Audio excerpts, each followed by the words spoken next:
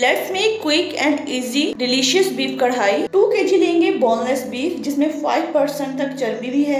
2 अदद बड़े प्याज बारीक काट कर 12 से 13 लहसुन के जवे और 3 अदद टमाटर छिलका उतार कर बारीक काट कर ऐड करेंगे। क्योंकि इसमें चर्बी भी है तो 1 प्याली से थोड़ा सा कम ऑयल ऐड करेंगे, आधी प्याली पानी, 1 tablespoon salt, 1 tablespoon black pepper. तमाम तरह अज्जा को मिक्स करेंगे और हल्की सी आंच पर दम दे देंगे। हल्की सी आंच पर दम पर रखने से गोश्त अपना पानी में रिलीज करेगा और गोश्त अपने पानी में और जो पानी हमने ऐड किया है दोनों में बहुत अच्छे से गल जाएगा। गोश्त को बहुत अच्छे से गला लेने के लिए 30 से 35 मिनट के लिए गोश्त को लो टू मीडियम फ्लेम पर बहुत अच्छे से पकाएंगे। अगर आपके पास टाइम नहीं है तो आप 10 से 15 मिनट के लिए कुकर लगाकर भी गोश्त को गला सकते हैं। हर 15 मिनट बाद गोश्त को चेक करते रहेंगे और चम्मच चलाकर गोश्त को दोबारा से दम पर रख देंगे। जो ही आप देखेंगे पानी बहुत अच्छे से खुश्क हो चुका है, ऑयल सेपरेट होने लगा है, आधी प्याली दही ऐड करेंगे और गोश्त की बहुत अच्छे से भुनाई कर लेंगे यहाँ तक कि ऑयल सेपरेट हो जाए। बहुत ही मजेदार और लाइट सी बीफ कढ़ाई को लास्ट में हरी मिर्चों और हरे धनिया से गार्निश करें। बहुत ही मजेदार सी बीफ कढ़ाई बनी थी। आपने इस ईद उल अज़हा इस बीफ कढ़ाई को जरूर ट्राई करना है।